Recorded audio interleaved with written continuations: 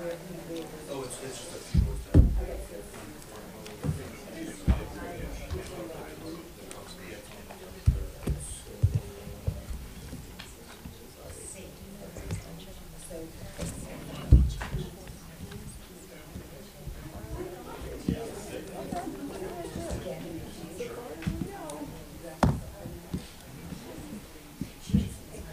to put my cheat sheets. The only thing I could find was last night's pen didn't work. Like, Jesus.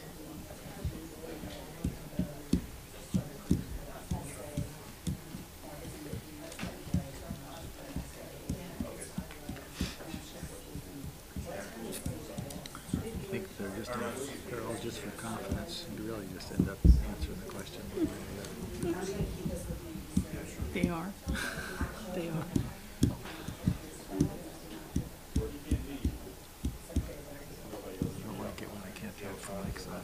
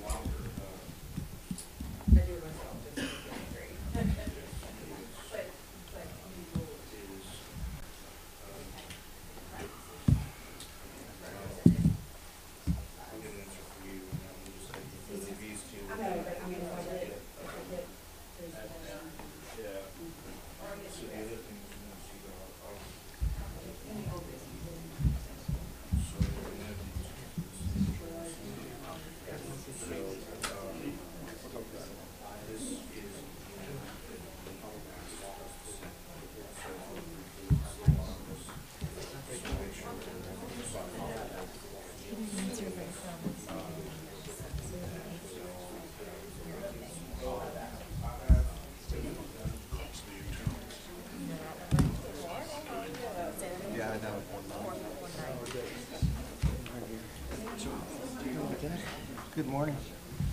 Good morning, sir. How are you? Yes. I think the last time I saw you was in Philadelphia. You got it. Lynn Halliday, how are you? David Day, nice to see you. How are you?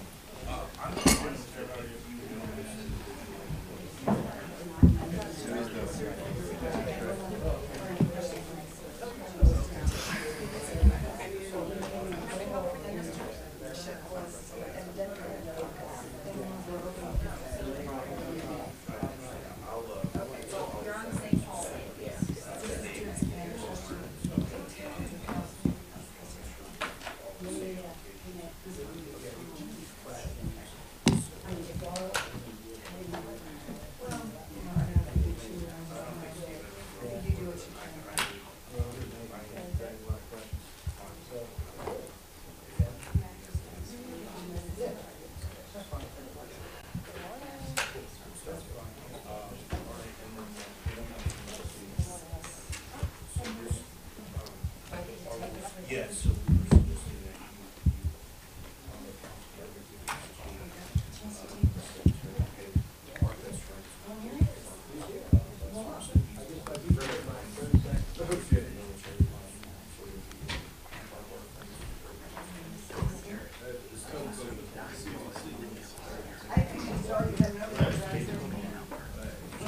All right, let me figure it out. You want to count me or not? You want to count me or not? Yes.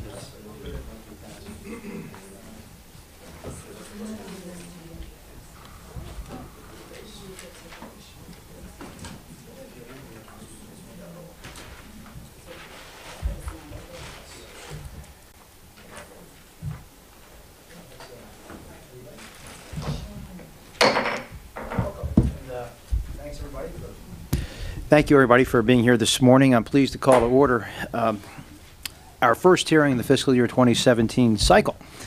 What topic could be more appropriate to start with than oversight?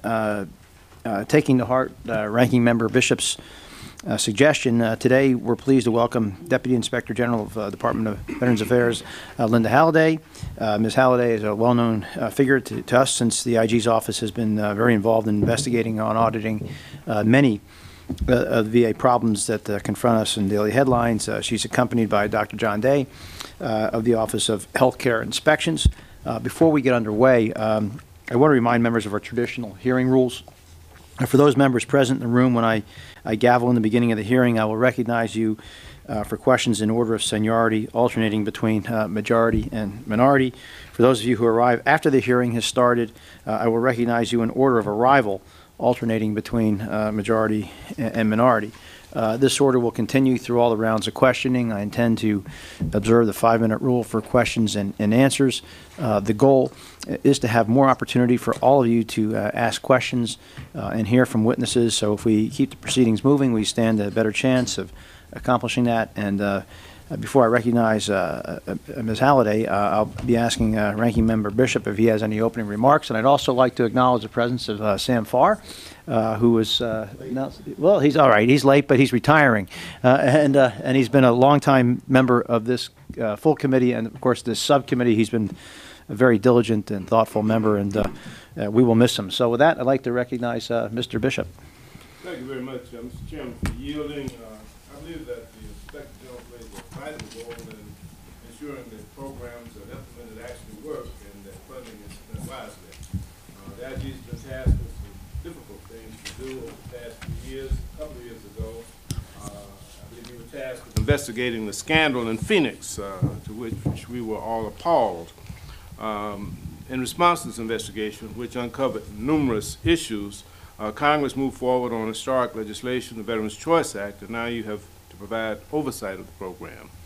Furthermore, you've had to look into what happened with the Denver Medical Center. Therefore, in addition to your normal duties, you've had some pretty big-ticket items on your plate. I believe that it's critical for the Inspector General to have the necessary resources so you are able to conduct the aggressive oversight to ensure that veterans are able to receive the health care they need and when they need it. It's vital that we change the culture that's taken hold within VA and to make sure that it's not able to resurface. So no matter what the steps that VA takes to address the challenges it faces in delivering health care, VA will not be able to move forward if we don't have proper oversight, and you play a vital role in that oversight and assisting us in our duties. So I commend the work that's been done over the past few years. There's a lot yet to be done to repair the trust in our VA, and I look forward to working with the chairman and members of the subcommittee to eliminate the issues that have been raised by your office. And we thank you, and I yield back. And before I yield, let me also just join the chairman in giving accolades and saluting our colleague, Mr. Farr, who has, I think we're classmates, and he has served very diligently on this committee and others. And of course, he has an abiding love and dedication to veterans, and we're going to miss him, but we'll enjoy and look forward to continuing to benefit from his pearls of wisdom as we finish this process. With that, I yield back, Mr. Chairman. Thank you. Thanks, Mr. Bishop. And at this time, Ms. Halliday, I'd ask you to introduce your colleague, and then we'd be pleased to hear a summation of your written testimony, which will be entered into the record. So thank you, Ms. Halliday. The floor is yours. Mr. Chairman and members of the committee, thank you for the opportunity to discuss the budget request for fiscal year 2017. I am accompanied by Dr. John Day, the Assistant Inspector General for Healthcare Inspections. I also have with me my AIGs and my other line offices, Quentin Akum, Gary Abbey, Dana Moore. All of them have helped me assess this budget. The OIG is responsible for conducting oversight of all VA programs and operations. After taking the senior leadership in July 2015, I prioritized developing a realistic budget for the organization, and I am pleased that this budget request represents the largest increase OIG could receive in the past few years. From 2009 to 2016, VA's budget grew by more than 70%, and that rapid growth represents increased risks of mismanagement and other performance challenges that can result in poor financial stewardship of taxpayer dollars. To meet our broad mission, OIG needs to be properly funded and staffed to provide sufficient oversight of new initiatives, revamped programs, added services and functions resulting from the growth in the department's budget and responsibilities. There is a stark contrast between our resources and the scope of the mission. In fact, when compared to other large and comparable IGs, our OIG would rank at the bottom in terms of authorized staffing when compared with other comparable agency budgets. We appreciate the recognition by the President and that the OIG's budget needs to continue to grow in FY 2017, and we would like to acknowledge the support the Secretary gave during the budget formulation process.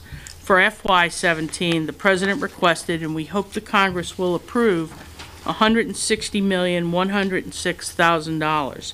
This will enable the OIG to staff up to 790 FTE. The OIG's budget for FY 16 was $136,766,000, and we also thank the Congress for the increase of $10 million over the President's request in 16. This increase provided the OIG staffing to bring our FTE up to 690 full-time equivalent, instead of implementing a potential cut of 10 FTE as the President's budget would have necessitated. However, even with the added increase in the FY 17 budget, the OIG does not have the resources to allow for the needed oversight of VA's growing programs and operations. As a result, we view the FY 16 budget increase and our 17 request as a first step in right-sizing the OIG's budget and staffing levels to appropriate ratio given the size, scope, and complexity of VA's mission and organization. This increase will help expand oversight of critical programs and services and allow us to conduct a level of oversight needed to root out potential fraud, waste, and abuse and mismanagement that we think is in some of the programs. We also need more resources to be more responsive to congressional requests, as congressional requests continue to increase. The increase will support the deployment of additional positions, including healthcare and benefits inspectors, criminal and administrative investigators, auditors, and other support staff. We need to take immediate action to increase the number of administrative investigators we currently have. We also need to hire more benefits inspectors. We need to enable the resources to be available to perform special reviews and examine the effectiveness of VBA's mission-critical processes and support systems. We'll focus our attention on VBA's claims processing, especially the workload associated with the non-rating claims and the delays veterans are experiencing in the appeals process. Increased oversight is needed as VA implements the CHOICE Act. This is especially important for veterans in rural settings as they face unique challenges to obtain care, and increased oversight over the quality of care provided to veterans reliant upon non-VA providers for their services. We need increased oversight of major and minor construction. Our hotline received 39,000 contacts in 2014 and over 38,000 in 15. To date, we estimate we will receive about the same number of contacts. Every contact we receive requires a certain amount of time and resources to be logged, analyzed, triaged, and processed by staff, regardless of whether the issue is one the OIG can review or whether we need to identify another agency having the legal authority over the matter. The enormous task ahead requires OIG oversight to ensure that VA processes are in place to protect not only veterans' health, but also the tax dollars and their entitlement to benefits. Since Phoenix became a national issue, our congressional requests have increased over 40%. These requests require diverse reviews of multiple clinical areas and address a broad range of quality of care issues, and the reviews are generally resource intensive, both in terms of staff and time. For example, in the last 2 weeks, we've been requested to review 3 medical centers. We lack the resources to perform all work requested. We need to strive to examine more systemic type issues impacting large number of veterans so our recommendations drive positive change, such as our recent work on VA's national call centers. Historically, we recover the costs of our operations many times through a robust return on investment.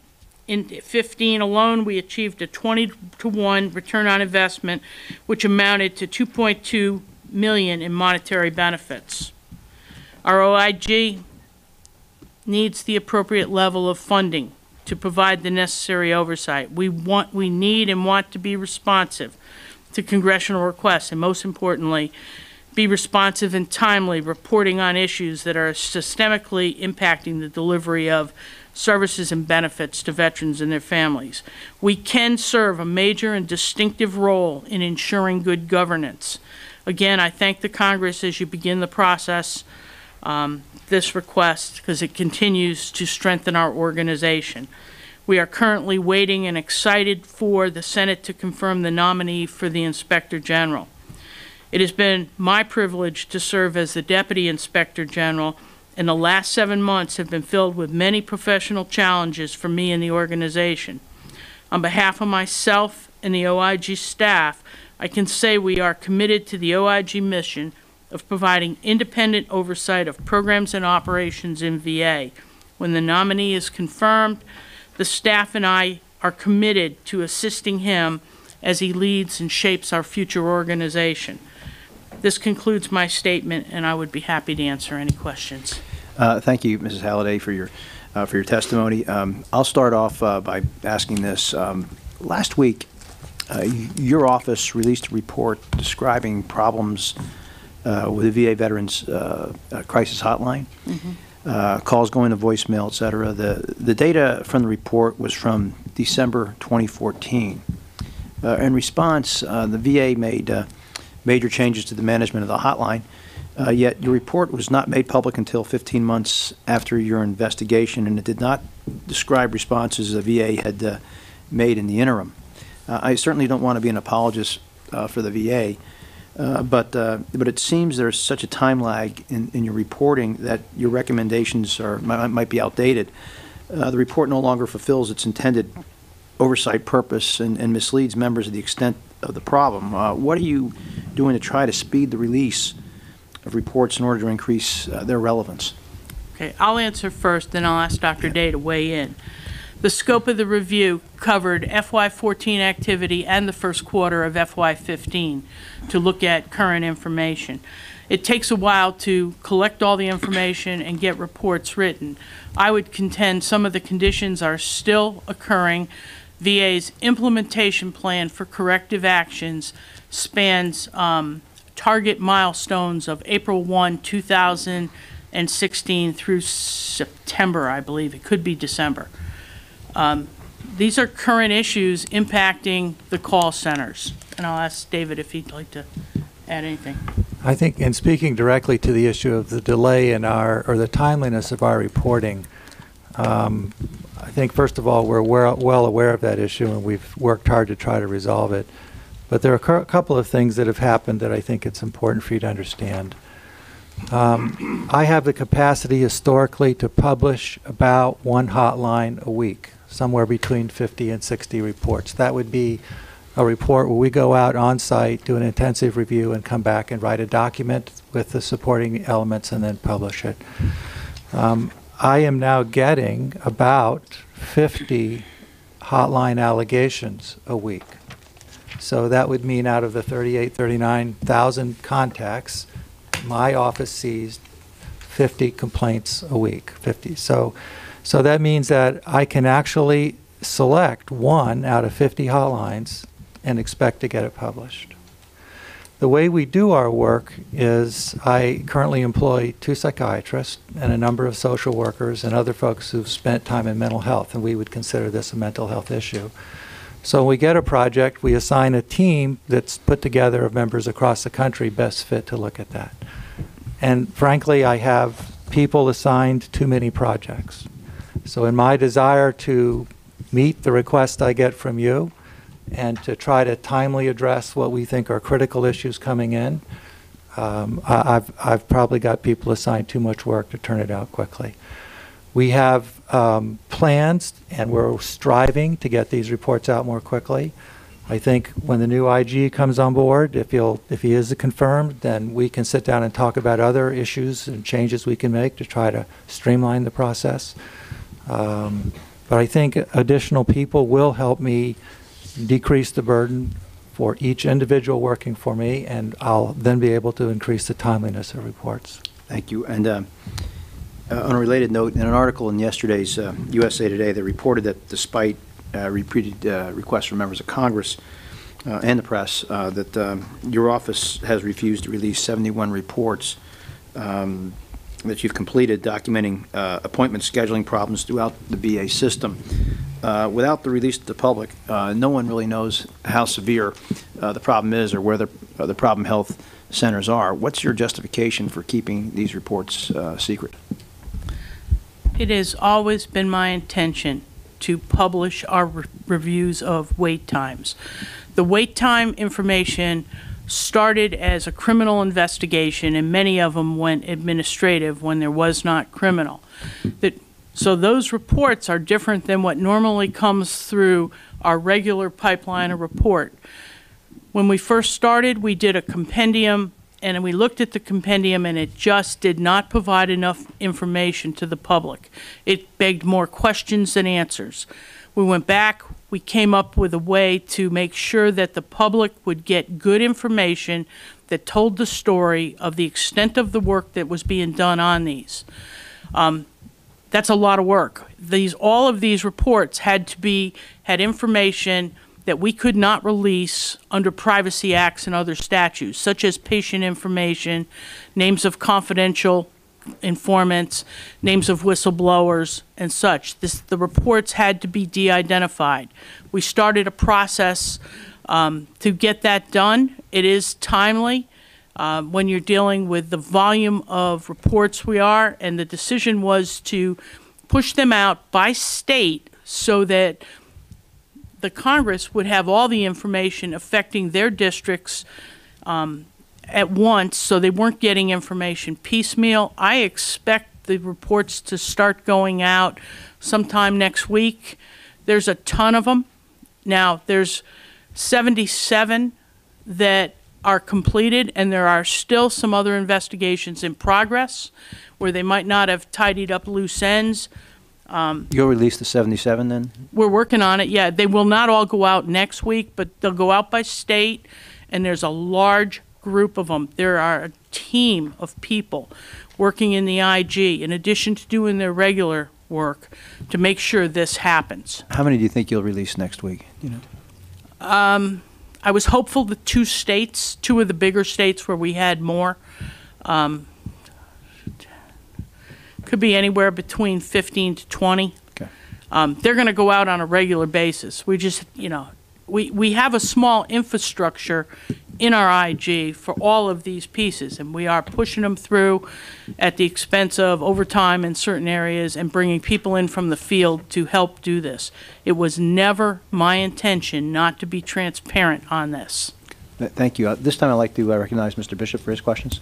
Thank you very much. I want to start my questioning with third-party billings. Third-party billings continue to increase, but the difference between billings and collections is also increasing. In FY07, the difference between the billings and collections was a little over $2 billion. In FY14, the difference was almost $4 billion. All of the collections go into the Medical Care Collection Fund, and they're used for veterans' health care programs.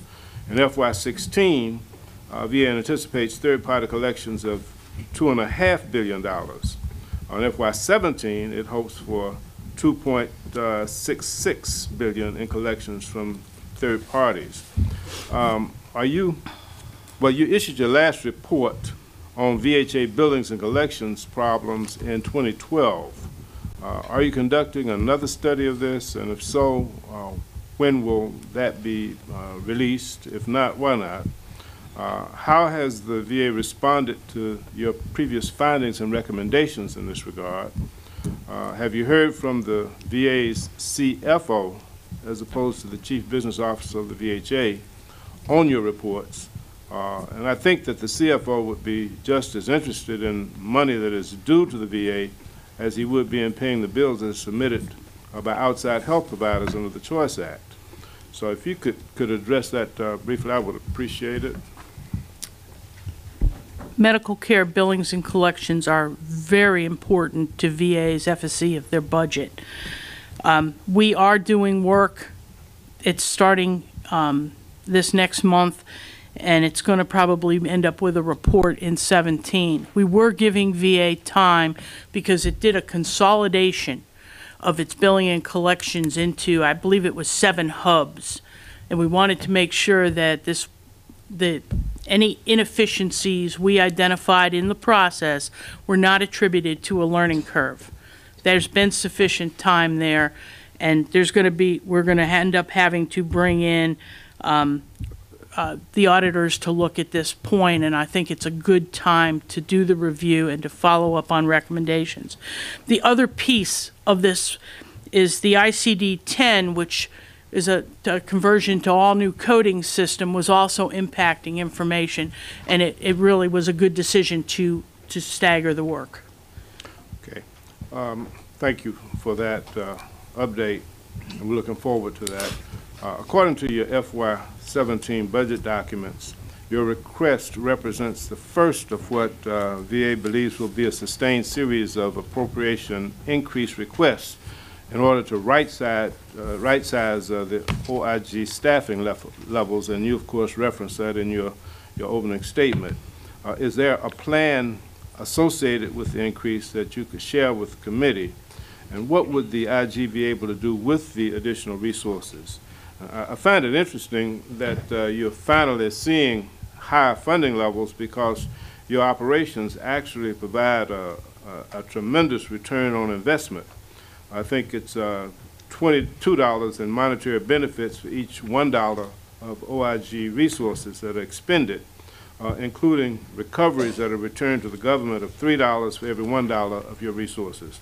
So can you explain the different ways that the money is recovered, how it's reinvested back into VA, and is it safe to say that you will recover more with the higher funding level that you're requesting?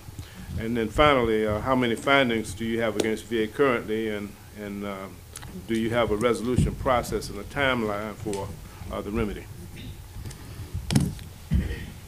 Okay. What I am proposing is a strategic and tactical way to increase our resources so that we integrate new staff in key areas where the workload is just too high for us to take work that we want to take, that we believe merits review. We thought over a 3-year period we'd need approximately 1,160 staff. To integrate that many, given a small organization that we are, and do it effectively, it is better to do it as planned growth and bring people in and get the processes in place to bring them on board and bring them up to what we believe the quality standards need to be associated with the IG's work. That's why we decided to go with a 3-year plan. I can provide more details to the committee, and I will be glad to do that. The second thing, in providing the details, if we have a new Inspector General, he is going to have his views too. I can lay out all of the areas where I believe we have serious needs that are not being addressed, but there will be additional influence, so there could be something with that. As far as the findings we have with VA, I have a periodic report that should be on my desk, and I can present that, and I'll give you all the details and all of the information associated with the recommendations we made and which ones are still outstanding. Thank you very, very kindly. And I appreciate the succinctness of your answers. Thank you. Let me go to Representative Roby. Recognize her at this time. Thank you, Mr. Chairman, and good morning, Mrs. Halliday and Dr. Day. Thank you for being here to answer our questions today. I'm going to build off of the chairman's comments about the IG reports that have not yet been released, and I hope you came here in anticipation today for me to ask specifically about Central Alabama Veterans Health System. As you know, just some time ago, the hospitals in Tuskegee in Montgomery, Alabama were the #1 and #2 worst hospitals in the country for wait times. And quite frankly, if we had waited on the IG's report to expose all of the mismanagement and malfeasance that had taken place at Cavis, I'm not really sure where we would be today. Thank God we had whistleblowers that were willing to step forward and share their stories. I mean, we had thousands of unread x-rays, altered pulmonology medical records, and as you know, we even had a VA employee take a veteran to a crack house to purchase drugs and a prostitute, all to exploit that veteran's health benefits. So I'm disgusted about, just like everybody up here, about what's happened all over this country. But I'm particularly concerned that if it had not been for these whistleblowers, where our Veterans Health at Central Alabama would be today. Fortunately, we were able to build upon and shine the light on what happened in Montgomery and Tuskegee and throughout Central Alabama. But I need for you to give the people that I represent, the veterans that I represent, assurance that you're going to give us some information so that we can continue to move forward on improving veterans' health in Alabama. You are definitely correct, and we depend on whistleblowers to give us good leads, to go out to actually find many of the problems. I'm going to return this to Dave to answer because he's done the majority of the work in this facility. Congressman Roby, I share your concern. We've met in your office several times talking about these issues in great depth, and we've relayed our findings to you at interim findings to you as we've been able to do our work. If I thought that change only occurred after we published a report, then I too would share some of the concern you have about the delay. But I think in actuality, we converse with VA on these issues in real-time basis. So they understand what we're finding. They understand what the issues are.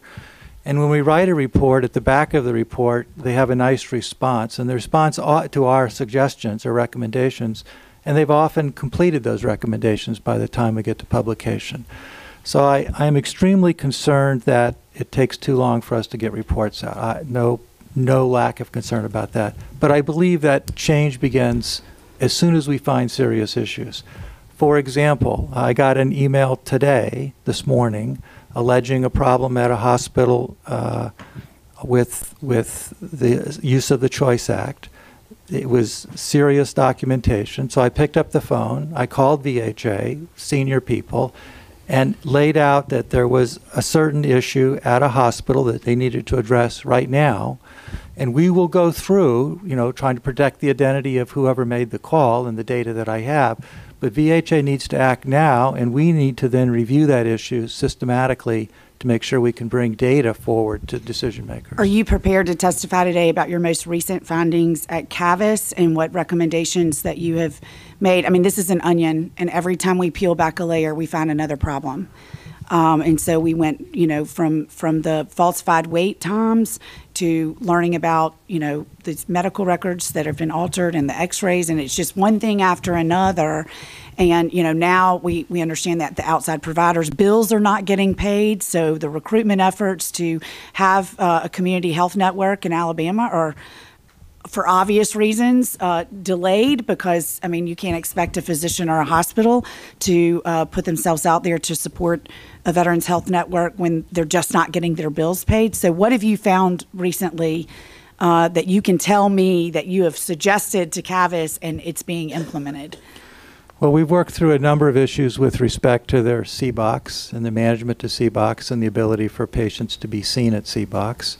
We've discussed with them issues about their emergency room and access and use of their emergency room. We've also discussed other issues with respect to the use of choice. And I think, to be more specific, I'll have to wait until the actual documents can be presented. But we don't hide data from VHA at all. We work with them so that they understand where we're coming from and can make change as soon as we're aware of My that. time has expired, and I hope I'll get another opportunity to ask you some more questions, but I would really love to have a date certain of when the report related to CAVIS is going to be released, as soon as you can possibly give that to me. I'll give it to you in writing when I get back Thank to the you. office. I yield back. Thank you, Chairman. Thank you, Ms. Roby. This time I recognize Gentle Lady from California, Ms. Lee. Thank you, 5 Mr. minutes. Chairman. I want to thank you and our ranking member for this hearing and thank our witnesses for being here. And I, too, just want to say to Congressman Farr how much I'm going to miss him. We've worked together for many, many years since the California legislature, and he taught me a lot. The base, for example, in his district in Monterey, he's was so involved in the conversion and reconversion of it, and it was amazing kind of effort he undertook. So, Sam, I'm going to miss you. Yeah, wonderful leader in California, too, on so many issues. I wanted to ask you about Oakland. And, Mr. Chairman, I apologize. I have another hearing, so I'd like to ask all my questions. And if we don't have time to get answers, could I get them in the have them for the record, please? First of all, wanted to ask you about this report as it relates to Oakland. Of course, I represent Oakland and have worked with, again, Congressman Farr, Congresswoman Spear, and Thompson to address the really outrageous backlog in Oakland and the failure of the claims processing at our regional office. And now we have a report that has recently come out, and unfortunately, it still shows some significant delay in processing the claims. And let me just quote from this report. We also determined Oakland staff did not timely process 9 of the 60 claims, resulting in significant delays in benefit payments to veterans. The delays ranged from approximately 5 years to 7 years and 8 months. And so, you know, while it's only 9, still that shows that there is still a significant problem. The recommendations: provide training to staff on proper informal claims processing procedures, conduct a complete review of the additional list of 690 claims and maybe informal claims, and to conduct another review of the remaining 1,248 claims. So I want to find out from you what's the follow-up, and to ensure that the Oakland Regional Office follows through and is held accountable. Secondly, in terms of the steady reduction in the backlog of claims, I'm really concerned now that we're seeing, again, in my district office, that claims are being processed, as they're being processed more expeditiously, the increase in appeals are really going very, very slow. And so we need to find out how to address this on the front end so that the appeals process moves more quickly. Next, in terms of IT-related expenditures, I think in terms of costs, the budget's increasing from $579 million to approximately 1.3, has increased to approximately $1.3 billion in January 2015. Now, I want to find out how much of these costs go to contractors and how much of them go to women-owned and minority-owned contractors. And if you have a breakdown of minority contracting and women-owned business contracting, because this is an enormous amount of money that's being spent, and I'd like to just see how that's being spent. Finally, just in terms of the mental health system, those veterans returning with PTSD want to make sure that they're receiving timely and accurate care, because we're seeing more and more of this, and it's really becoming a major, major issue in many of our districts with our veterans. Some of the claims actually are being denied, some, and the burden of proof is on the veterans. But I don't know if you're involved in investigating any of the claims that have been rejected with veterans who insist, and we know that they have PTSD, and yet they're not being treated properly. Thank you. This time I'd like to recognize, and you had, Ms. You had some questions you'd like to enter into the record, and we'll do so without objection. Yeah, don't get the ones I just asked, Mr. Okay. Chairman, and if we don't have time to get them answered on the record, just the ones I asked would be for the record. Very good. Thank you. Thank you. This time I'd like to recognize, excuse me, the gentleman from Nebraska, Mr. Fortenberry, for 5 minutes. Thank you, Mr. Chairman. Good morning. I'm sure you're aware of the perception that the VA engages in a bad boss merry-go-round. I'd like you to address this, please.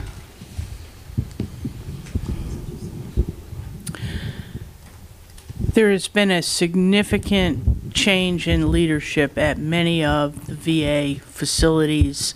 There's high vacancy rates. They're trying to fill those with qualified people. I don't necessarily, I'm not going to weigh in on them putting somebody at a specific facility. That is their management decision to do that. However, you live with that management decision, and over time you know whether it's effective or it's not. And there are some problems with that. There's some questions about people being put in different positions. It's not really our role to say that they should or should not go into those spots, but it is our role to look at their effectiveness over time. That's probably not the answer you want, but that's really the reality of it. Embedded in your answer is the suggestion that the analysis beyond the decision to place an administrator in a particular position, which is beyond the purview of your authorities, but the analysis of the consequences of this is showing deficiencies in terms of the quality of care being delivered. That's what you're saying, I think. Is that correct? Once the individual is put into place, you measure their performance, you measure their results, and at that point, you hold them accountable. So how many cases of this would not meet an acceptable standard of the delivery of appropriate management as measured by health outcomes for the particular VA hospitals that they have been transferred to? Do you have metrics on this? I do not have metrics on those. Should you? Because again, you think about the problems that the VA is plagued with and continues to be plagued with, and yet you have a seemingly a rotating system where you're moving persons who did not deliver in terms of management outcomes that we all want to see, and they're shifted into a new position. The reports, some of which are quite egregious in terms of expenditures and salary levels. The overall trajectory of our efforts, I believe the Secretary's efforts, are to make sure that we are resetting the VA to deliver the highest and best care we possibly can. And yet, this continues to happen. So what is the underlying cause of this? I believe it's lack of good succession planning and having significant vacancies throughout the whole system to get enough ready candidates with exemplary records that can step in and produce results. It also goes to the development processes within VA to develop their executives so they really can effectively manage. Investments in those areas are critical. And I believe an executive development core, developing an executive core, if you will. There is no dynamic within the VA that does that. There are some. There needs to be far more. And I know VA has put leaders growing leaders in, and they're trying to do that. To seasoned leaders, I even struggle with that. Some of my team is new to the organization, and you have to grow them. You've got to get them seasoned to deal with the challenges that come that are unpredictable. Does this also have anything to do with personnel law that inhibits the ability of the VA to fire people?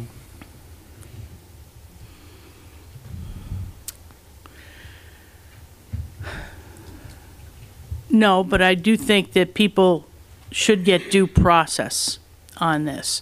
My concern is something, and unfortunately, Ms. Roby left, but when you get that's one of the cases, as Yeah. you're quite aware. This, I think it's the same hospital that she keeps referring to. The administrator has moved to somewhere else, and large salaries and all of this, and clearly the outcomes there did not meet a standard of care that we want to see, and yet there seems to be no consequence.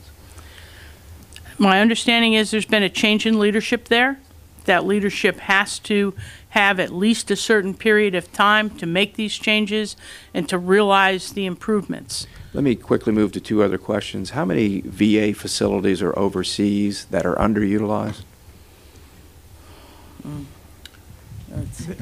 I'm aware of only a couple of clinics that are overseas, and so whether they're underutilized, I don't know the answer. There's one in Manila, And there's also a CBOC, I believe, out in the islands, out in the Pacific, one place. So we don't have very much overseas. The VA doesn't.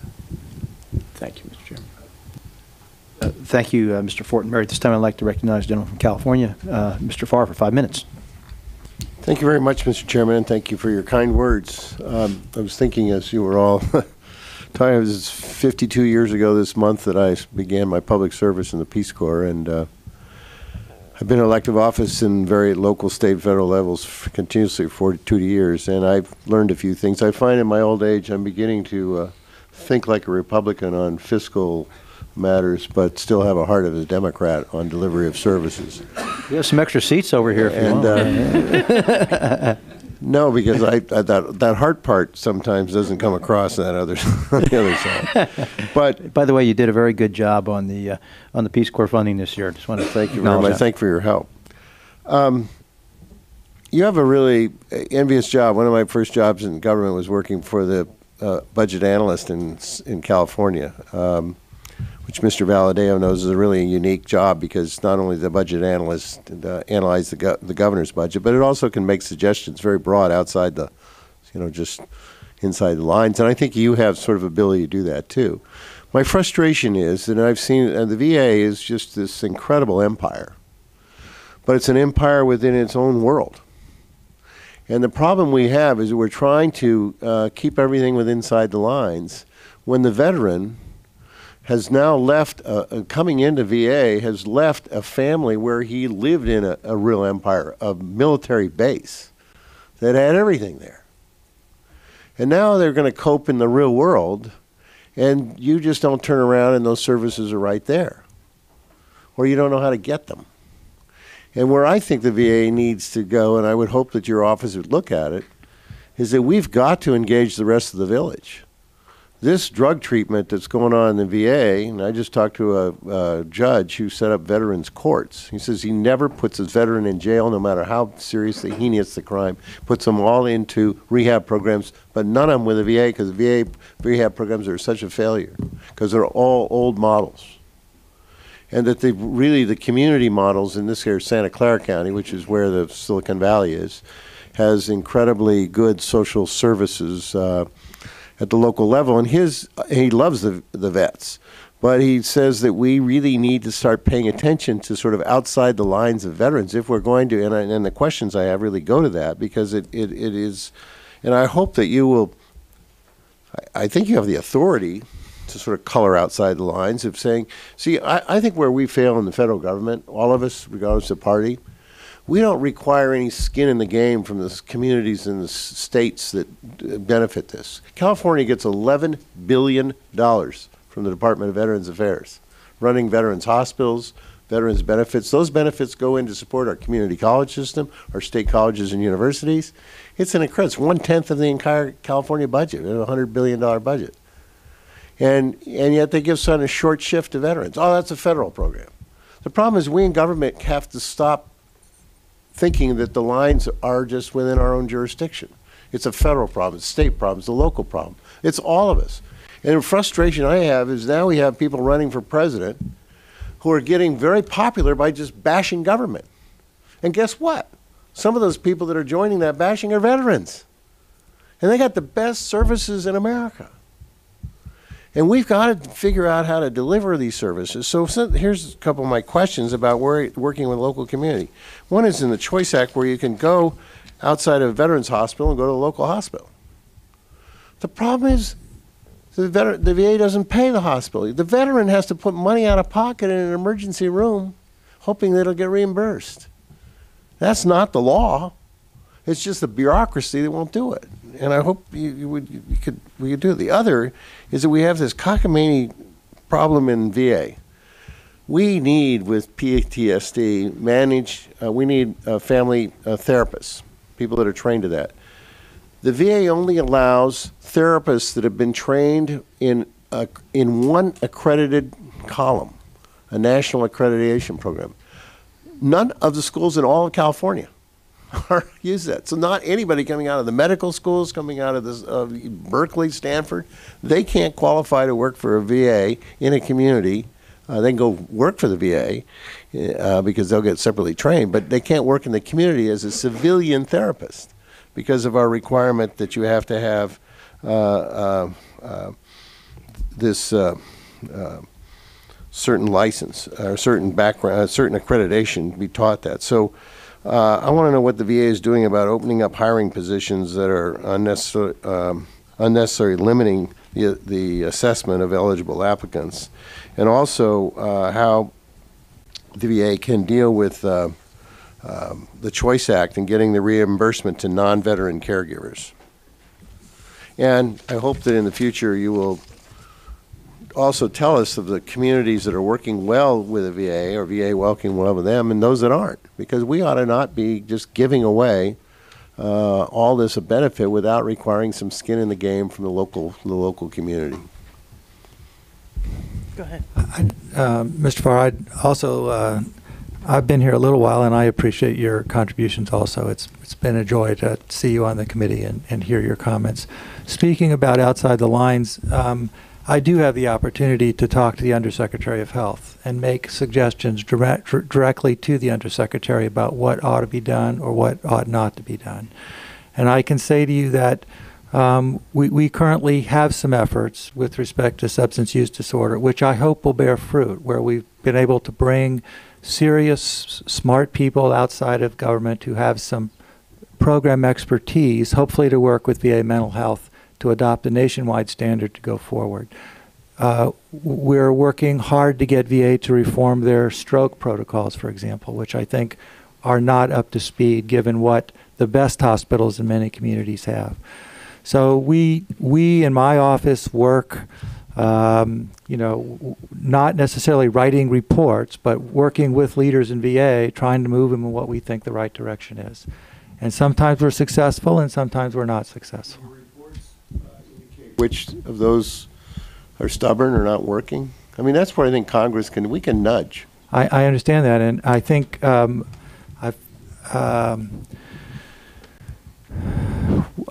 would say that I have very frank conversations with your staffers in general when there's an issue that comes up and I feel like we're not making progress that we need to make. And so I believe that we do try very hard, both through official means and then through unofficial means, to get the ball moved in the right direction. To write an official report, I need a certain amount of documentation, et cetera. But like I described this morning, I can pick up the phone and call anyone I need to. They'll talk to me quickly, and we can usually get things moving. Bigger ball issues, are harder for me to get Undersecretary to do something unless I have data that suggests that's the right thing to do. At least that's historically been the issue I've had with getting them to make a major course correction. When they choose to make a major course correction, it's just a big ship, and so it takes them a while to get that to happen. And I share your frustration with that, but I have over time seen, I think, some reasonable accommodation and change. The Choice Act has in my view, highlighted the back office problems that VA has in running a business. And so what we see time and time again is where a hospital might be appropriately staffed, and I'll use the example, well, that we have a report out where they then have the occurrence of a loss of several providers out of a group of 4 or 5. They need to rely on the community, and then when they go to the business office and say, hey, I need you to buy care in the community through Choice or one of the other programs they have, it just falls apart completely. So I think in the last number of years, the failure to attend to the consult system, making sure the data in the consult system is accurate. We have a large project right now where we're looking at one hospital at the consults that go in. Care could be provided in-house or out-house. We're tracing those consults out to the community and talking to the community docs to find out what happened, why it didn't work. Sometimes they didn't get paid for some months, so they won't be seen. So that report will come out. We're working through that. But I think, so my plea is that when I talk about one hospital and say it has a problem, senior managers often say, well, it's an intermediate manager's problem or it's a local manager's problem. And I have difficulty getting people to generalize and say, out of the 150 hospitals I have out there, this is a significant problem. So I almost always have to do a nationwide look to provide data to get them to say, okay, that is the direction I need to go. Let me, at this time, recognize Mr. Jolly for 5 minutes. Thank you, Mr. Chairman. Thank you all for being here. Just one quick question. I want to follow up on something Mr. Farr alluded to. I know last year there was some concern about the President's budget for the IG office, but it appears this year the IG's office is satisfied with where the President's number is or believes that's sufficient.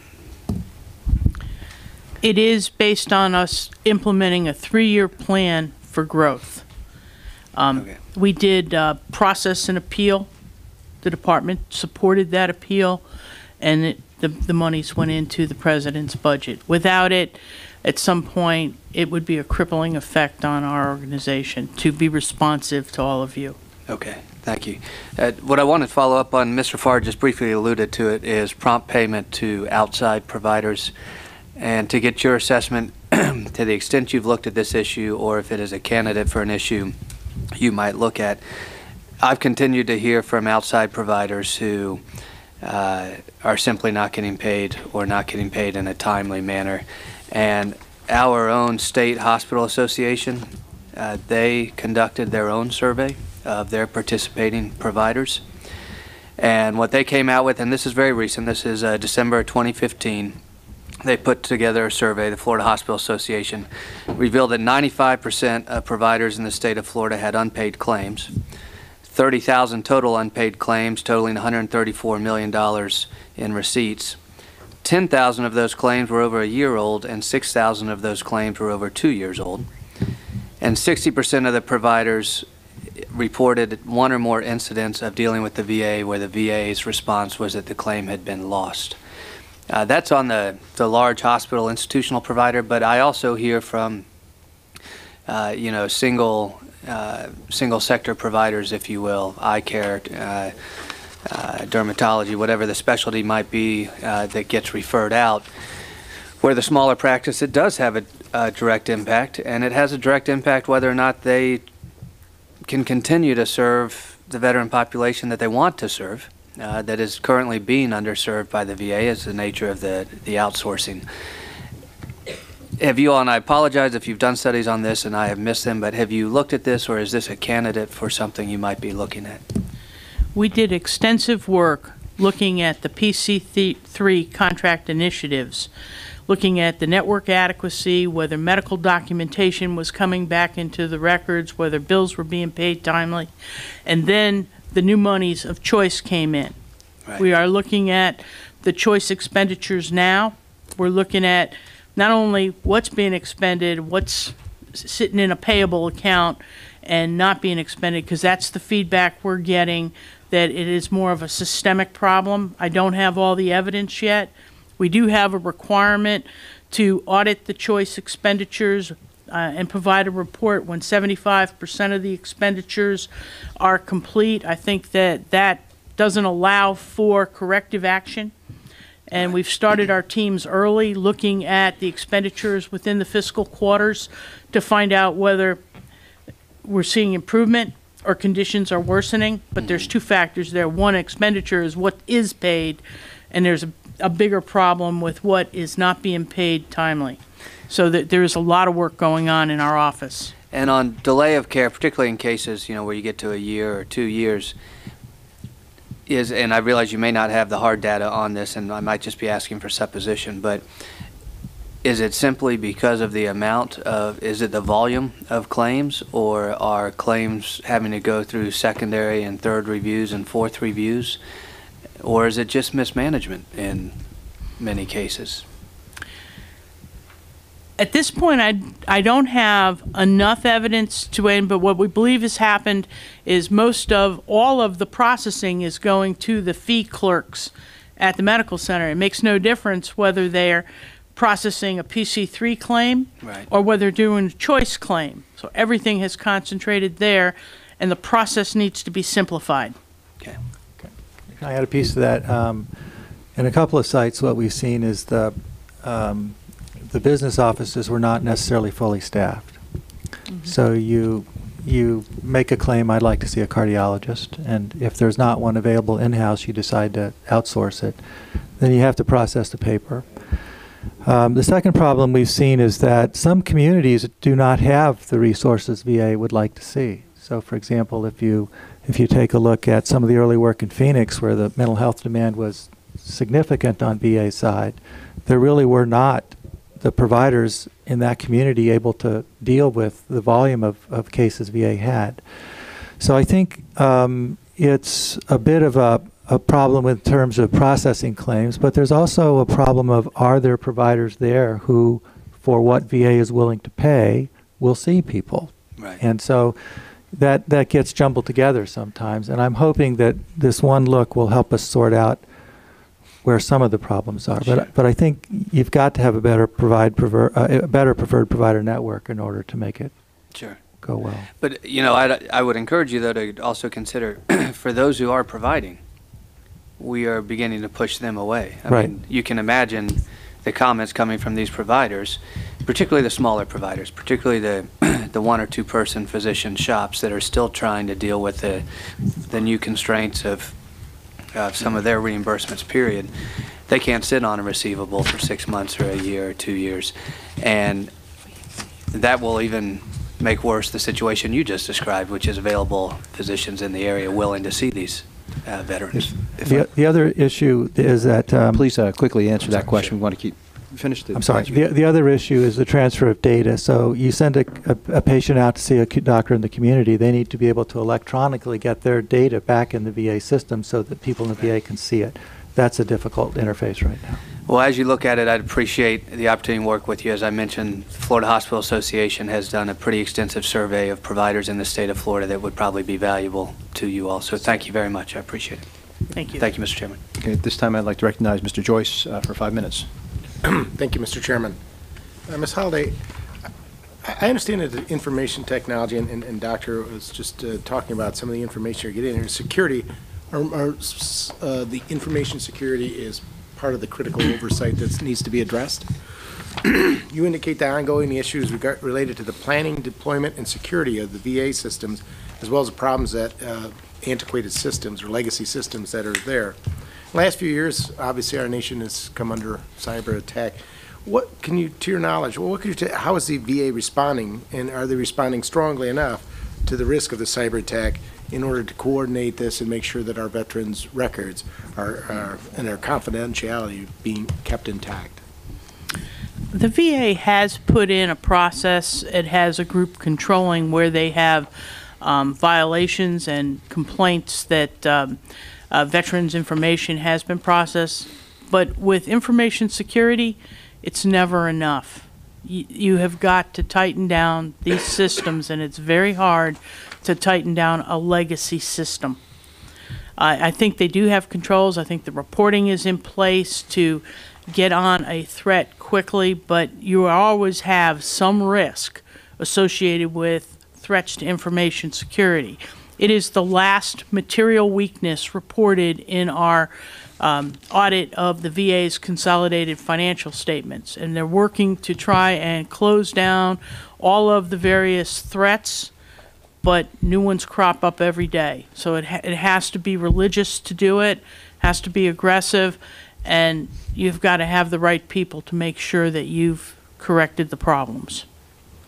Thank you for that. But as I've visited the different hospitals, they would talk about the fact that this legacy system doesn't interface, such as intake, with medical records and vice versa.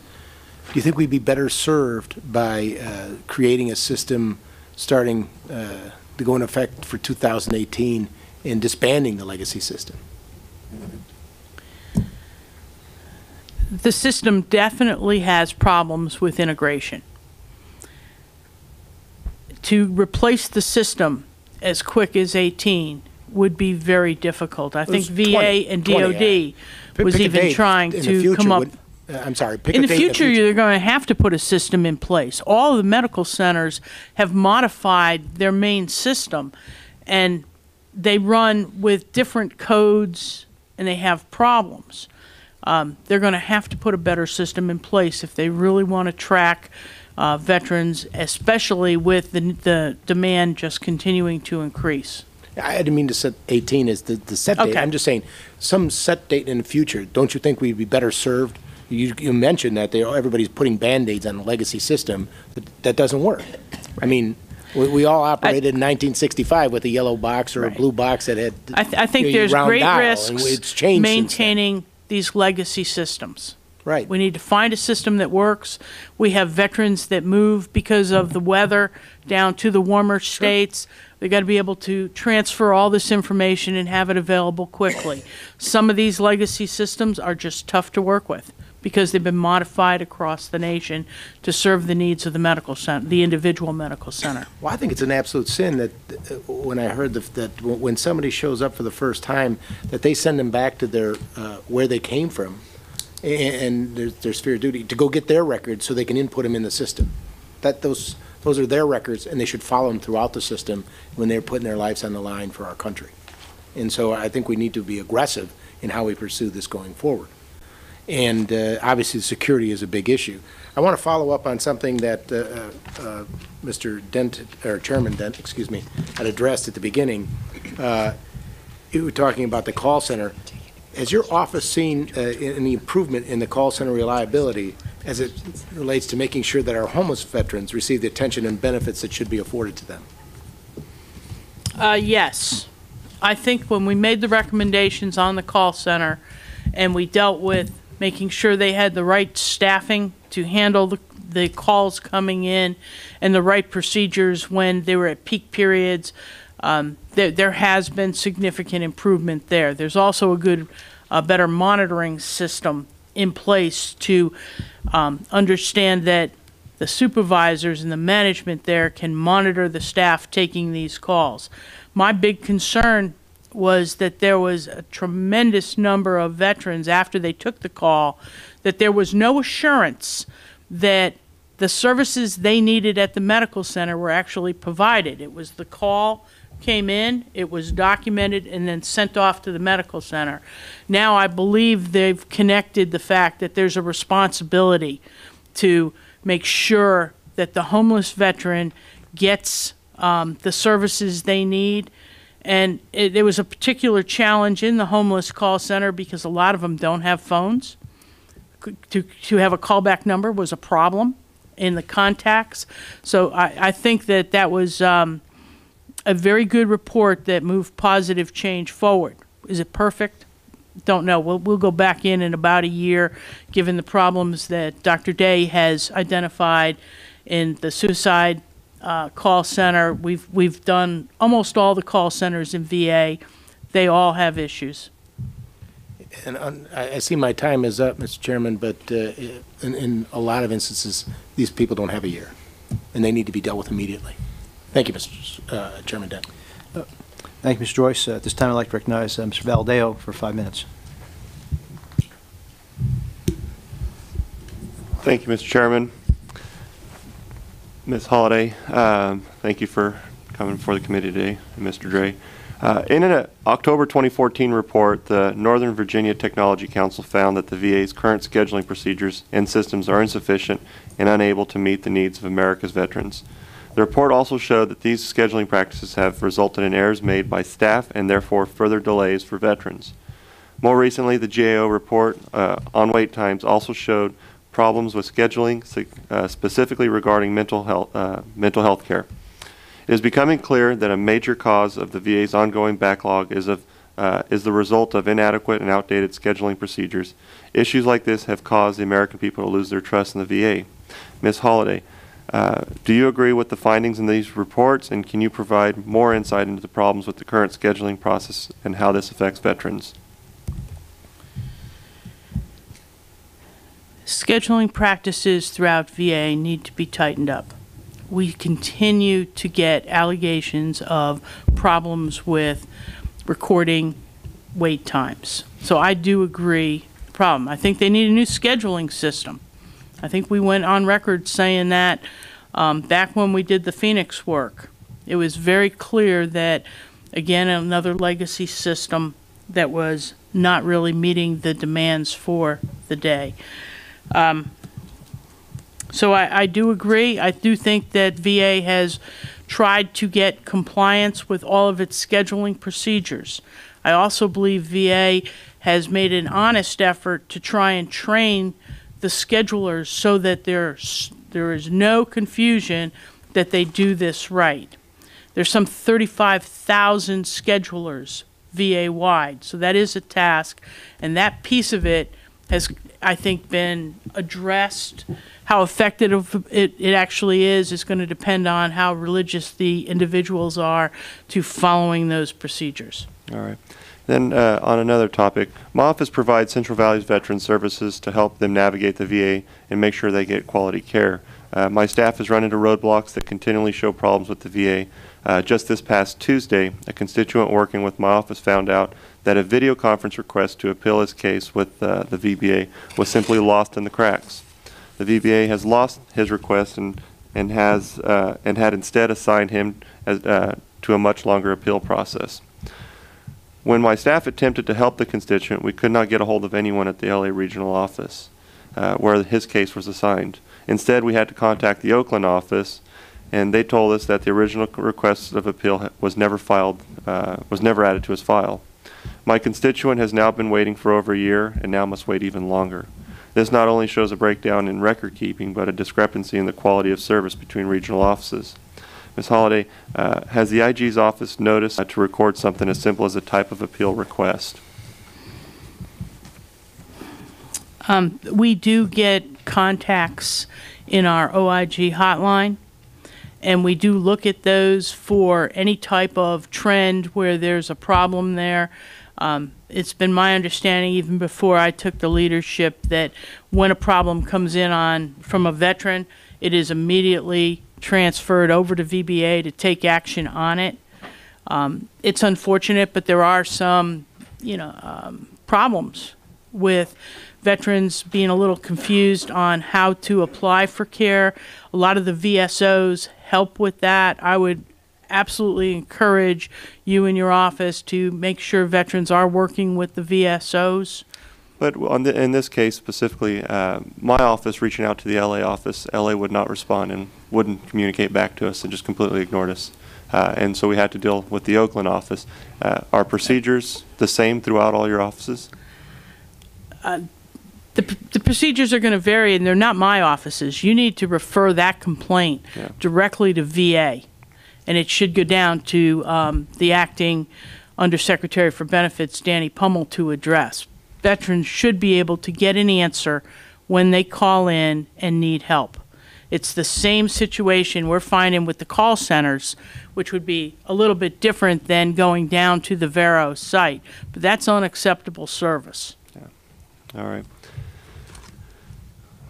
I think that's it I've got. Thank you. Thank you, Mr. Valadeo. We'll move into the second round of questioning right now, and I might actually yield to, I might actually recognize Mr. Bishop first. I think he has another hearing he must attend, so. I do. I'll do that. Thank you. Thank you very much, Mr. Chairman. Ms. Holliday, as you know, with Denver, construction remains a concern for this subcommittee. And since I've been the ranking member, we've taken small steps each year to make the VA better at its construction processes. Have you seen any changes in the way that VA approaches the construction process?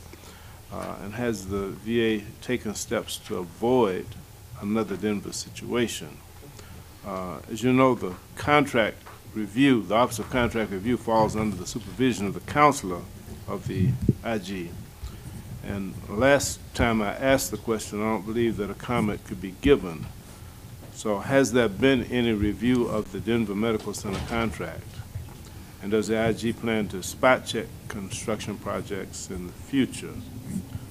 And finally, is the VA performing, in your opinion, in accordance with the construction standards of its own and its own policies?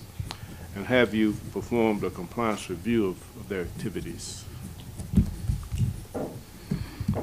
Okay. The Denver Medical Center, the replacement of it, posed significant challenges dealing with the general contractor and getting agreement with VA. There was a court case that address the first, I guess I would call level of expenditures to approximately $600 million. I have work in progress right now, but the group that's doing the work is not only tasked with looking at whether the controls that have been put in place now to control Denver, its cost, its schedule, and any of the residual risks associated with building that site, but take a much broader look at construction. Does VA have the right policies, the right procedures as to what it needs? That report, I don't have it in my hands yet. I know it's in the works. Several site visits have been done, both at Denver and at headquarters. I would say that the decision to take and put the Army Corps of Engineers over the site is a good decision. VA it just doesn't have the right resources to do many of these builds, and they do. But there's still controls that have to be put in place over costs to make sure you get the buildings built to the requirements you need. That's really important. It's been a weakness in VA for years, and that's the area they will have to focus on, because they have to tell the Army Corps of Engineers what do they need, where do they need it built, so that it meets specs for the future. A lot of these projects have taken so long, it's hard to ensure they'll meet the future specs because the specs were designed, or the requirements for the medical center, years earlier. I do think that Mr. Gibson has made a concerted effort to try and make sure this moves along. Nobody wanted a situation where Denver remained unusable, and it needed to be built. It's much bigger than just a traditional medical center. So I hope that my office can get a report out in the next quarter that lays out more of the controls that VA might need to shore up moving forward. I have been, just as Dr. Day had said, in contact with the Office of Construction and Logistics to tell them some of my concerns that the team was raising early on. I'm not leaving it to the back end. I don't think that's a way to run a good program. I think you need to tell them, I have a concern here, you need to address it, and it's been very, they've been very receptive to that. Thank you very much, Mr. Chairman. Right. I just realized that myself, but thank you, Mr. Bishop. We'll try to go through this round as quickly as we can. This time I'll ask a few questions. Ms. Halliday, in 3 recent cases, your office recommended punitive actions against 3 senior VA employees. VA reviewed your recommendation and then issued penalties, although not as severe as your office had recommended. To those 3 employees. Those employees appealed their case to the Merit Systems Protection Board.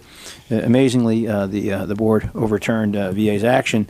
What do these decisions tell you about the board's stance in these types of disputes? And will the VA ever be able to fire a senior employee, or is VA botching its personnel actions? I definitely think there's a problem with the law there, that they could not mitigate the damages. The MSPB found that there were problems with 2 of the relocations, but because they don't have the authority to put a different disciplinary action in place, those individuals have to be, the work has to be redone. So it's with the law more than anything, and I think it's the expedited process, trying to make sure everything is done within that new time frame for senior executives. So it's the law then. You think we need to address the law then? I think you need to address the law. Even if the department and the OIG agree to disagree, there were merits to the conclusions we drew in those reports, and we still feel comfortable with those. It is the department's responsibility, not the IG's, to determine the disciplinary action, and they need to weigh that based on the actions that occurred and consistency across all of VA. One of the cases involved one of these cases involved the Philadelphia Regional Office. Your office released a pretty damning report on that office last spring, and you attended a town hall meeting that I and several members of the Pennsylvania delegation held at the office, plus members from other parts of the country attended as well from the authorizing committee. We heard many of the stories of employer mismanagement and low morale. It was pretty clear there was a lot of relationships needed to be reconstructed. It was a bad situation. What progress has the Philadelphia office made in response to your report, and will the reinstatement of the disciplined employees turn back the clock to the spring of 2015?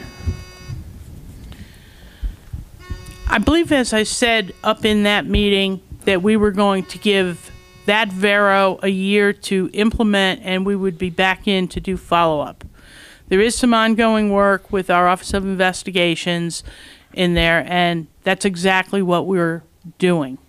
We did look into one instance that was asked by the HVAC chairman, but we closed the issue down after review.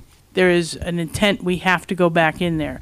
With regards to putting the senior executive back in place, that senior executive was not in place that caused all the problems we reviewed. Right. My understanding is she came in right about the same time as we were in there looking at the manipulation of data based on compliance with the FAST letter. I forget the number, 1530 or something. And that's what started all the work in Philadelphia. Again, I would say the same thing I said to Mr. Fortenberry. It's the department's decision to put her back in place. Right. She has a good career record of doing things well for veterans. It has to be looked at over time. Understood. And finally, I just wanted to ask, too, in a number of cases, your office has forwarded reports of senior staff misconduct to the Justice Department for prosecution, and Justice has declined to accept those cases. Why is Justice refusing to accept those cases, and what disciplinary recourse does VA have when the cases are rejected? Department of Justice, we did due diligence and submitted that case over to Department of Justice for them to review. That doesn't just mean the decision is made at that point. Department of Justice will review it. They'll look and see if they want more evidence. But in this particular case, they did not want to take the case. The type of case where you're trying to improve intent is very hard. The financial thresholds come into play on what cases a Department of Justice takes and which ones they do not. So when they decide not to take it, that still doesn't stop it. It then goes to the department in the report, and they can apply appropriate disciplinary action, which is their job. And that's why we go from DOJ over to the Office of Accountability Review, but we do not tell them to what disciplinary action they have to take. They need to apply their management judgment on that. Thank you. And at this time, I'd recognize Mrs. Roby for 5 minutes. Sorry for the running back and forth. We've got a lot of hearings going on, so Chairman, thank you. You indicated in your testimony that your organization delivered $2.2 billion in monetary benefits in terms of waste, fraud, and abuse that you uncovered. So relative to your FY16 enacted budget of $138 million for FY16, that's a 20-to-1 return on investment. That to me is a good news story, although I'm sorry to see that there's so much waste, fraud, and abuse within the system. We're talking about billions of dollars here. At the same time, you were recently quoted in the media stating that your office is only investigating 10% of the 40,000 complaints it receives annually about problems at the VA. Is that an accurate number? That was not a quote. What I said was that we get approximately 38 to 39,000 contacts in hotline. And again, I reiterated in this statement, they need to be reviewed, triaged, risk assessments done, and determine the merits of the work. Many contacts have to be, it's not that we're not doing 36,000 of these. There's a paring down as do they belong in our authority to do the work, or do they belong in the Office of Special Counsel? You know, is there enough clarity in the allegation that it's reviewable? There's many things that come into play. Do you have a breakdown of those numbers specifically? As you looked at the other 36,000 cases, how many of those did you determine were not worthy of a further investigation? And then the ones that were, how do you? I don't have empirical knowledge. I did ask the hotline group to lay it out and take all the information for a week. We've been meeting weekly on every bit of this to make sure that we're not missing work that we should be taking, especially if, say, David Day's office says, I got everybody assigned. There's no way I can add more work. Well, there's still options for us as an organization. Would it go to the Office of Audit? Could it be done by the Administrative Investigations? And I want to make sure that those decisions are risk-based, prioritized correctly so that we do that. I think that the way that the testimony went, it was like we're just ignoring the 36,000 or so that we don't result in an open investigation. Well, now, today's your opportunity to tell us otherwise. That is not the case. Okay. And just to add on to that, with your request in the president's budget today, how do you think, because you're here to justify that to this committee, how do you think that that number will impact your ability to get beyond the tip of the iceberg, so to speak, on the number of cases that need to be investigated? Okay, one of the first things that I looked at as I got the teams in on the hotline were the work that we couldn't do but we believed had merits and we should do, and those were referrals over to VA. And that was a lot of the problems with whistleblowers' concerns, that we would hand this information over to VA for them to do a review, then review their results and decide if they were acceptable results. I'd like to take a lot of that work and do it with our in-house staff. I think it fixes two problems. It brings quality and consistency across the reviews of allegations that are being done, and it really helps us address some of whistleblower concerns that were just outside of our control. And with the mental health, on the mental health side, with the suicide hotlines, I know there's been several members that have touched on that, but this is astounding to me, and I want to know what you guys are doing to ensure that the individuals that slip through the cracks, what's happened? How are you ensuring that those people are being touched, and are you confident that the corrective actions that the VA has undertaken are sufficient? Because I don't. I mean, that's not the anecdotal, that's not what I'm hearing through my VA. And this is a tragedy in our country. And so I want to know how confident you are in the suggestions that you're making for improvements in this area. So I think with respect to the Canandaigua hotline, I think that some of those calls were probably lost and not recoverable. So I think there's some unknown number of calls that we don't know or were not returned back, or not, veterans not contacted.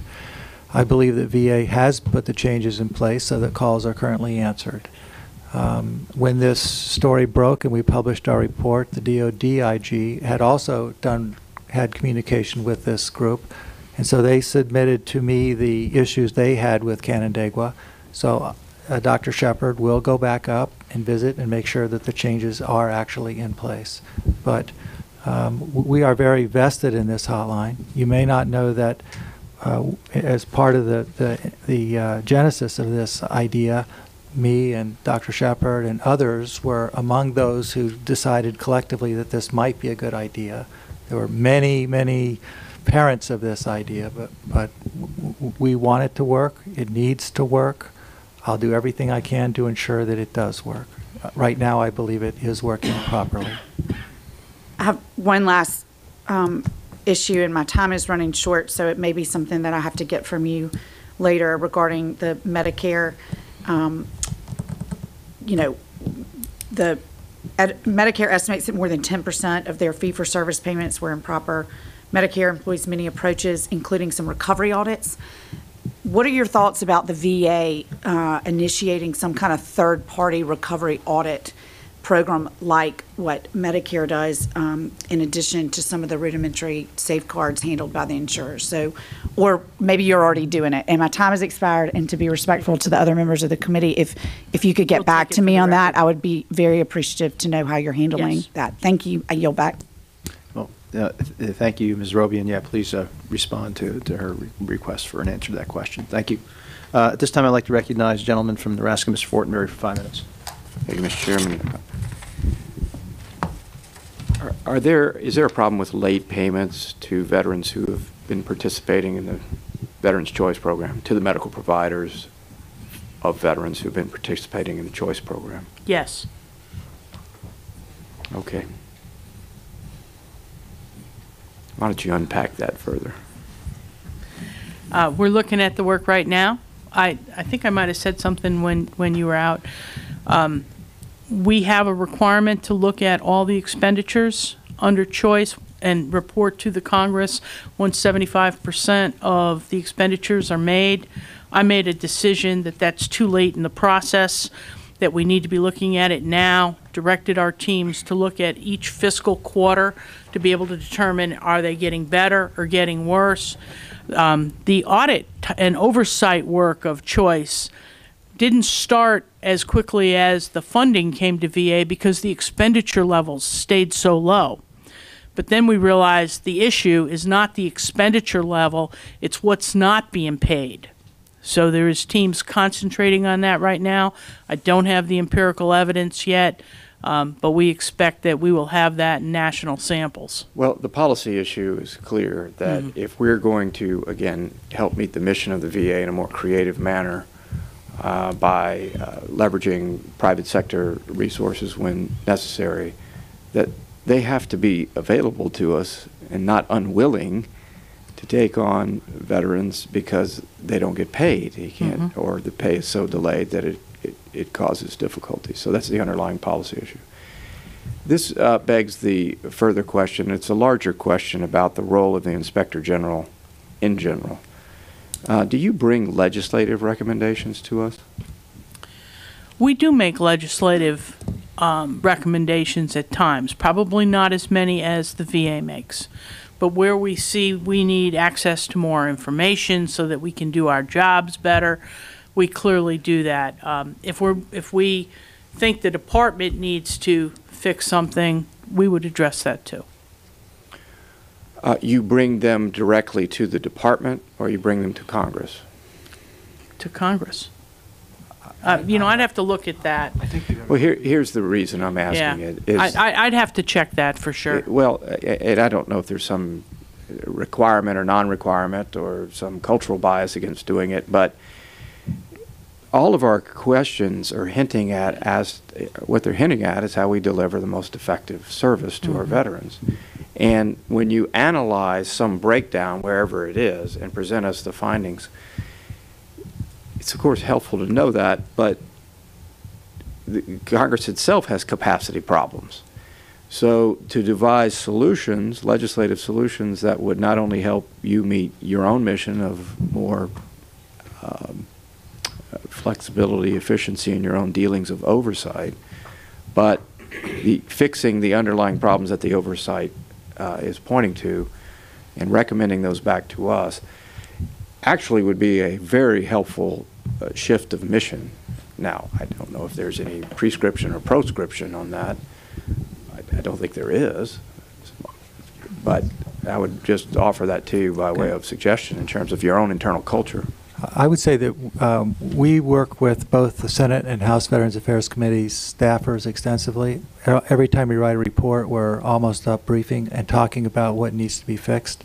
So in the form of us writing proposed legislation and giving it to them, we don't do that very often. But in terms of talking about problems and solutions, we do that all the time.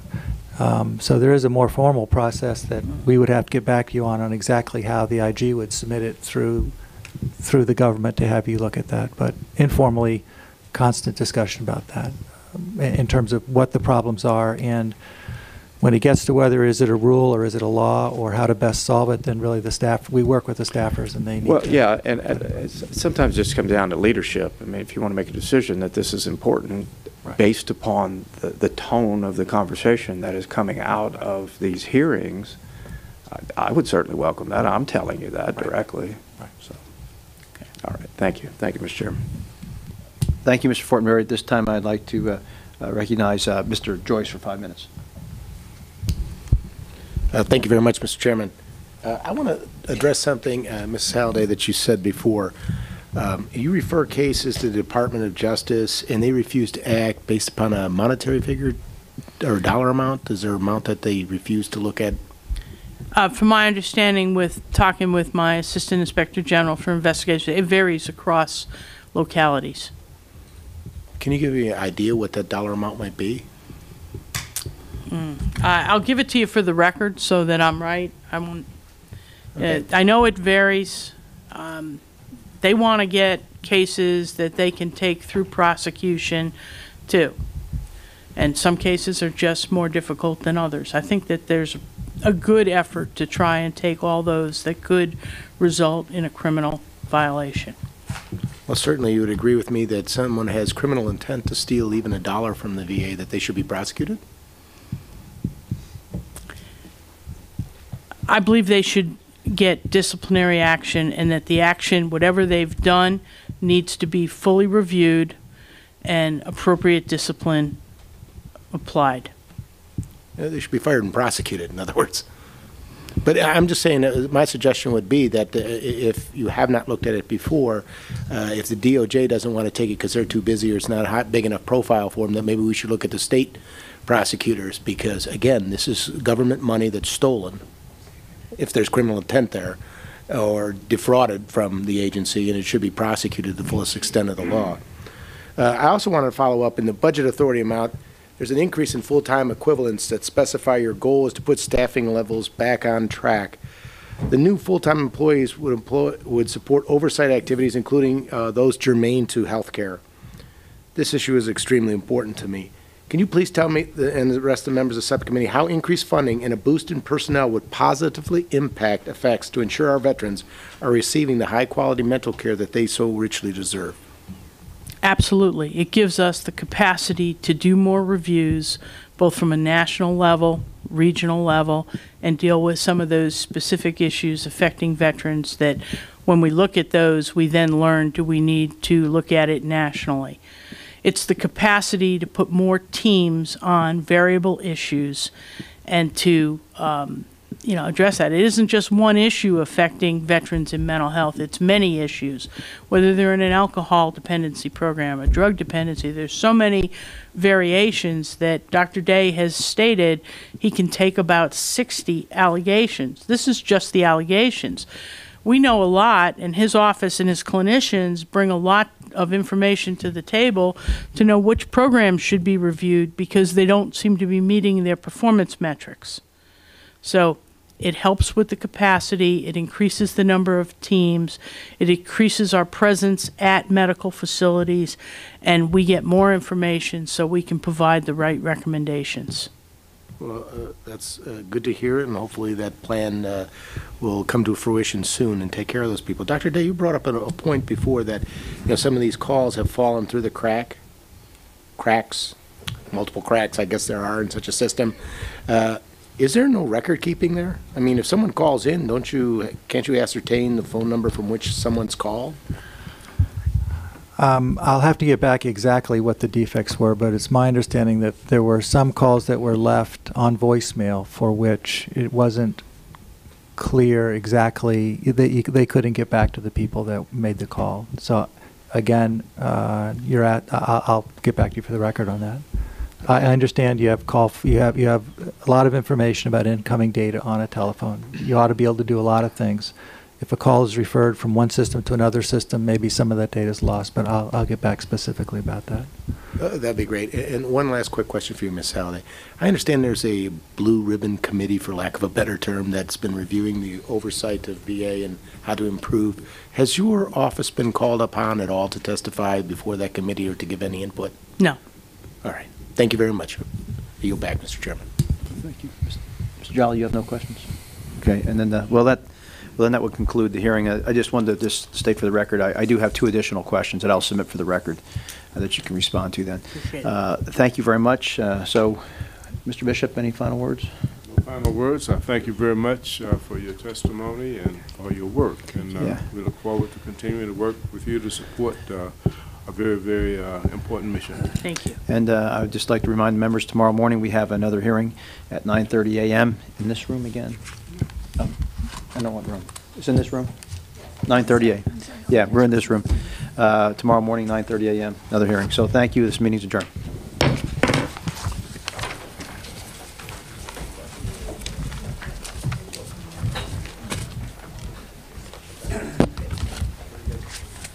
Thank you. Take care. Good to see you again. You got it. Mr. Jolly, thank you very much. Good to see you.